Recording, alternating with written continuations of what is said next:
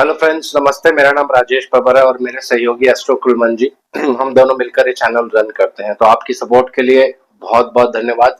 अगर आप हमारे चैनल पर नए हैं तो चैनल को सब्सक्राइब जरूर करें, बेल आइकन जरूर दबा लें ताकि लेटेस्ट वीडियोस आप तक रेगुलर बेसिस पर पहुंचती रहे। बहुत सारी वीडियोस अभी मैंने भृगुनंदी नाड़ी के ऊपर बनाई है। जो लोग भृगुनंदी नाड़ी सीखना चाहते हैं तो हमसे कनेक्ट भी कर सकते हैं। बहुत जल्दी हमारा कोर्स शुरू होने जा रहा है। आज मैं आपको यहाँ पे बताने जा रहा हूँ वैदिक ज्योतिष का कुछ बहुत अच्छा नियम, कैसे नक्षत्रों से आप प्रेडिक्शंस कर सकते हैं। जब आप क्लासिकल बुक्स पढ़ेंगे, जो बहुत पुरानी बुक्स होती हैं, उनमें मोस्टली नक्षत्रों के द्वारा ही प्रेडिक्शंस की जाती थी। राशि और ये सब चीजें उसमें इतना ज्यादा इस्तेमाल नहीं होता था। तो एक बेसिक प्रिंसिपल टेक्निक आपको मैं यहाँ पे शेयर करूंगा, फिर इसको आप प्रैक्टिस करेंगे तो बहुत सारी प्रेडिक्शंस आप यहाँ पे कर सकते हैं। तो वीडियो आरंभ करने से पहले भगवान गणेश जी और भगवान शनिदेव से आराधना करूंगा सबके घर में सुख और शांति बनाए रखें। इस पूरी वीडियो में नक्षत्रों के अकॉर्डिंग फलित कैसे करते हैं ये मैं आपको बताने वाला हूँ तो आइए वीडियो आरंभ करते हैं। दो चीजें यहाँ पे यूज करेंगे। आपकी कुंडली में किस ग्रह की महादशा चल रही है या किस ग्रह की अंतरदशा चल रही है या प्रत्यंतर दशा चल रही है, कोई भी आप उनमें से एक ले सकते हैं, तीनों भी ले सकते हैं। उसके लिए थोड़ा प्रैक्टिस चाहिए होता है, लेकिन आपको मैं टेक्निक बताऊंगा, फिर आप जब प्रैक्टिस करेंगे तो बहुत इजीली आपको समझ आ जाएगा। तो सिंपल रूल है। अब एक उदाहरण लेते हैं। यहाँ पे मान लीजिए किसी का 12 नंबर लगन है और यहाँ पे 11 नंबर आएगा, यहाँ 10 नंबर आएगा। पूरे नंबर्स मैं नहीं लिख रहा हूँ क्योंकि बार बार रब करना पड़ता है, और शुक्र देव को मैं यहाँ पे लिख रहा हूँ, उदाहरण के लिए ले रहा हूं मैं। ये किसी का चार्ट नहीं है, सिर्फ आपको समझाने के लिए मैंने लिखा है ये एक फीमेल जाति का है, मान लेते हैं। इनका शुक्र का अभी समय चल रहा है, शुक्र का अंतरदशा चल रहा है, एक तरह से ऐसे मान लेते हैं। तो आपको फर्स्ट स्टेप में क्या देखना है कि कुंडली में शुक्र किस नक्षत्र में है। तो जब 8 नंबर साइन में शुक्र रहेंगे तो यहाँ पे 3 नक्षत्र मिलने वाले हैं, पदा के ऊपर डिपेंड करता है। तो मान लेते हैं कि ये शुक्र शनि के नक्षत्र में है, यानी अनुराधा नक्षत्र आएगा। तो जब शुक्र 8 नंबर में होगा तो 3 नक्षत्र यहाँ पे आ सकते हैं, या तो विशाखा नक्षत्र में होंगे, अनुराधा में होंगे या ज्येष्ठा में होंगे डिपेंड करता है कि कौन से पदा में है। तो वो सारी डिटेल्स आप कहीं भी निकाल सकते हैं, बहुत अच्छी अच्छी बुक्स हैं, सब आपको मिल जाएगा। तो मैं उदाहरण ले रहा हूं कि ये शुक्र शनि के अनुराधा नक्षत्र में है कुंडली में, और इनका अभी टाइम पीरियड चल रहा है। अब सेकंड स्टेप में आपको क्या देखना है कि शनि कुंडली में किस भाव के स्वामी है, क्योंकि ये शुक्र शनि के नक्षत्र में है, इनका प्रत्यंतर दशा या अंतरदशा मान लेते हैं कि चल रहा है। तो सबसे ज्यादा इफेक्ट नक्षत्र लॉर्ड जिस भी भाव का मालिक होता है उसका आता है। तो यहाँ देखेंगे शनि 2 भावों के मालिक हैं, शनिदेव 2 भावों के मालिक हैं। 12th हाउस यहाँ पे मूल त्रिकोण राशि है, ये बहुत महत्वपूर्ण है। तो 70 to 80% इस भाव का रिजल्ट मिलेगा, यानी 70 से 80% आप मान सकते हैं इस भाव का रिजल्ट मिलेगा। 20 से 25% इस भाव का रिजल्ट मिलेगा। तो दोनों ही भाव आप देखेंगे तो खराब भाव है। ये हो गया रोग का भाग, 12th हाउस होता है रोग। ये हो गया छठे से छठा, यहाँ पे आप उंगली रखेंगे 1 2 3 4 5 6, छठे से छठा ये भी रोग का ही भाव है। इसको त्रिष्टाय भाव कहा जाता है। तो जब भी शुक्र का आपका पीरियड चलेगा, प्रत्यंतर दशा चलेगी, तो सबसे पहले इसके नक्षत्र का रिजल्ट आपको मिलेगा। तो शनि के नक्षत्र में होने की वजह से इस पीरियड में रोग हो सकता है। शनि 12th लॉर्ड है और वो रोग सीवियर भी हो सकता है क्योंकि 11th लॉर्ड भी है, 2 कॉन्टिन्यूस भावों के मालिक हैं। लेकिन अब ये ऐसा नहीं है कि शुक्र का आपका पीरियड चलेगा तो एकदम से रोग हो जाएगा, इसके लिए भी टाइमिंग निकाल सकते हैं। तो टाइमिंग कैसे निकलेगा ये यहाँ पे इंपॉर्टेंट है।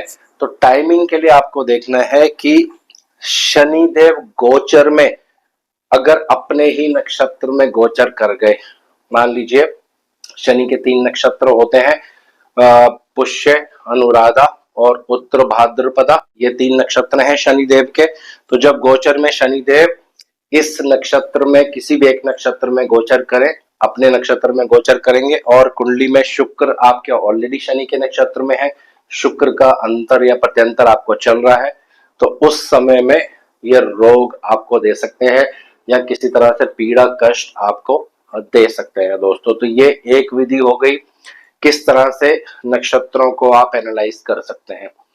दूसरा, आप इसको एक दूसरे ढंग से देखने की कोशिश करते हैं। उदाहरण के लिए किसी के बृहस्पति तुला राशि में है, तो इसको पहले रब कर लेते हैं ताकि इसमें कंफ्यूजन नहीं हो।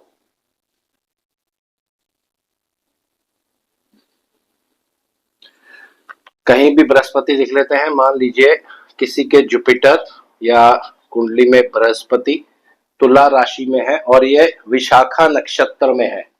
विशाखा नक्षत्र ही आएगा यहाँ पे या डिपेंड करता है कि कौन से पदा में है। तो मैं उदाहरण ले रहा हूँ कि ये विशाखा नक्षत्र में ही है जो कि गुरु का ही नक्षत्र होता है। अब यहाँ पे दो चीजें और यहाँ पे मैं ऐड ऑन कर रहा हूँ, जो यहाँ पे मैंने ऐड ऑन नहीं किया था। यहाँ पे मैंने एक सिंपल विधि आपको बताई थी, यहाँ पे अब मैं भाव भी साथ में जोड़ूंगा, उसका भी रिजल्ट यहाँ पे मिलता है।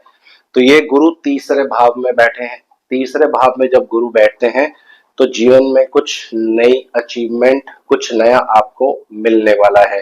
लेकिन ये कब मिलेगा, ये डिपेंड करता है कि नक्षत्र लॉर्ड कौन है। तो यहाँ पे अगर गुरु विशाखा नक्षत्र में है तो उनका अपना ही नक्षत्र हो जाएगा। तो जिस समय ट्रांजिट के गुरु विशाखा नक्षत्र में गोचर करेंगे और आपकी बृहस्पति की अंतरदशा चल रही होगी, उसी पीरियड में आपको जीवन में कुछ नई अपॉर्चुनिटी मिलेगी। जॉब मिल सकती है, चेंज ऑफ प्लेस हो सकता है, क्योंकि third house change of place भी करवाता है। तो ये बहुत ही अच्छी एक विधि है। हर नक्षत्र, हर दशा लॉर्ड का नक्षत्र आप देखो या प्रत्यंतर दशा लॉर्ड का नक्षत्र देखो या अंतर दशा लॉर्ड का नक्षत्र देखो, वो कहाँ बैठे हैं कुंडली में, कितना उनमें पॉजिटिव इम्पैक्ट है, कितना उनमें नेगेटिव इम्पैक्ट है। इसको एक और तरीके से भी समझने की कोशिश करते हैं, इसी पे दोबारा वापस आते हैं। इसको तीसरा नियम से मैं आपको बताने जा रहा हूँ। शुक्र शनि के नक्षत्र में है, शनि 12th लॉर्ड है उदाहरण के लिए। तो आपको देखना है कि नक्षत्र लॉर्ड कुंडली में कहाँ बैठे हैं। तो एक उदाहरण मैं ले लेता हूं। मान लीजिए ये नक्षत्र लॉर्ड शनि कुंडली में मंगल देव के साथ बैठे हैं। अब ये तीसरी विधि हो गई कि नक्षत्र लॉर्ड जहां बैठेंगे, अगर वो पापी ग्रहों के साथ हैं या अपने किसी शत्रु ग्रहों के साथ हैं, तो ये जो दशा होगी, यानी शुक्र का जब टाइम पीरियड चलेगा और नक्षत्र लॉर्ड जो है गोचर में भी उसी नक्षत्र में आ जाएंगे और कुंडली में खराब जगह पे होंगे, तो फिर बिल्कुल श्योर हो जाता है कि ये जो शुक्र का पीरियड जाएगा, यहाँ पे आपको रोग और कष्ट, क्योंकि 11वां भाव भी रोग को ही इंडिकेट करता है, तो इस पीरियड में आपको प्रॉब्लम होने वाली है। इस तरह से हर जगह पे आप इसको अप्लाई कर सकते हैं। कोई भी ग्रह की महादशा आप ले सकते हैं। उदाहरण मैं आपको एक और देता हूं।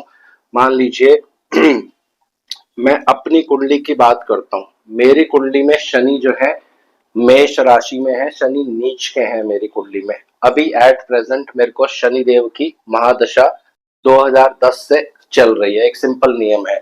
तो पहला स्टेप मुझे क्या देखना है कि शनि देव किस नक्षत्र में है, उसके स्वामी कुंडली में कहाँ बैठे हैं, अच्छी पोजीशन पर है या खराब पोजीशन पर है, ये डिपेंड करेगा।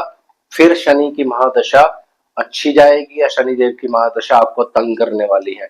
नक्षत्रों का बहुत बड़ा रोल होता है प्रेडिक्शंस में, हालांकि और भी इसमें चीजें ऐड होंगी, लेकिन ये एक बहुत ही इंपॉर्टेंट फैक्टर है।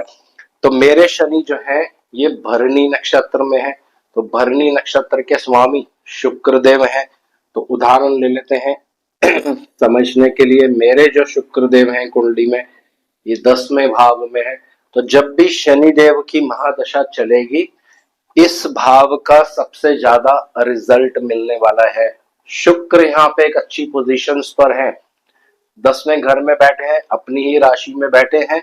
और इसको और फाइनल ट्यूनिंग करने के लिए आप क्या कर सकते हैं, नवमांश में चेक कर सकते हैं कि शुक्र देव की क्या पोजीशन है। अगर नवमांश में भी शुक्र देव अच्छी पोजीशन में होंगे या एक अच्छी भाव में बैठे होंगे, तो फिर कहना ही क्या है, ये शनि की दशा कंपैरेटिवली बहुत अच्छी जाएगी।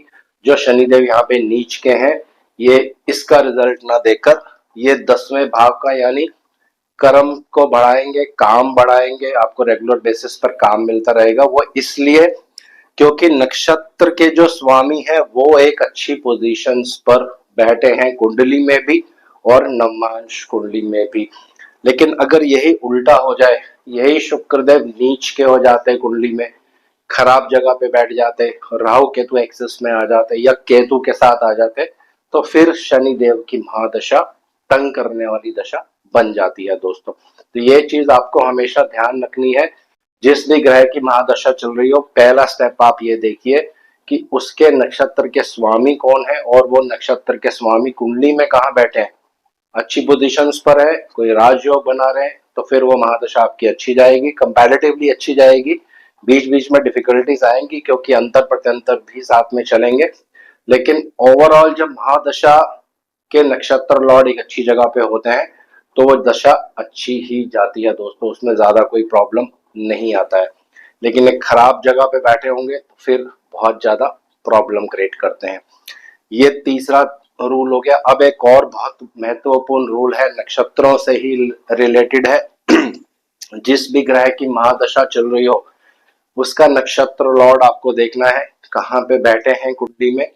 अगर उसका नक्षत्र लॉर्ड महादशा लॉर्ड पर 7वीं दृष्टि डाल दे तो वो महादशा फिर बहुत अच्छी जाती है दोस्तों। जैसे आप देखेंगे इस कुंडली में शनि मेष राशि में है, इनके नक्षत्र लॉर्ड शुक्र है और शुक्र शनि पर पूर्ण दृष्टि डाल रहे हैं दोस्तों, तो फिर वो महादशा बहुत अच्छी जाएगी, एक राजयोग में कन्वर्ट हो जाएगी। शनि कर्म के स्वामी है, 10वां घर कर्म का भी होता है, चौथा घर सुख का भी होता है, तो सारी चीजें यहाँ आपको मिलने वाली है।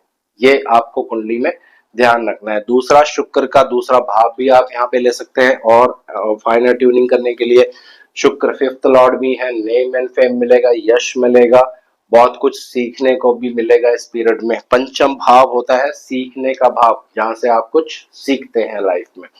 तो ये डिपेंड करता है, या आपका भाग्य है या आपका कर्म है, किस ग्रह की महादशा आपकी चल रही है, उसके नक्षत्र लॉर्ड कहाँ पे है। बहुत पीड़ा में है तो प्रॉब्लम होगा, कम पीड़ा में है तो कम प्रॉब्लम होगा, एक अच्छी जगह पे है तो अच्छे रिजल्ट्स आपको उस दशा और अंतरदशा प्रत्यंतर दशा में मिलने वाले हैं दोस्तों। तो आज इस वीडियो को यही विराम दे रहा हूँ। आशा करता हूँ सब कुशल मंगल होंगे। भगवान शनि देव से आराधना करूंगा सबके घर में सुख और शांति बनाए रखें। जय शनि देव।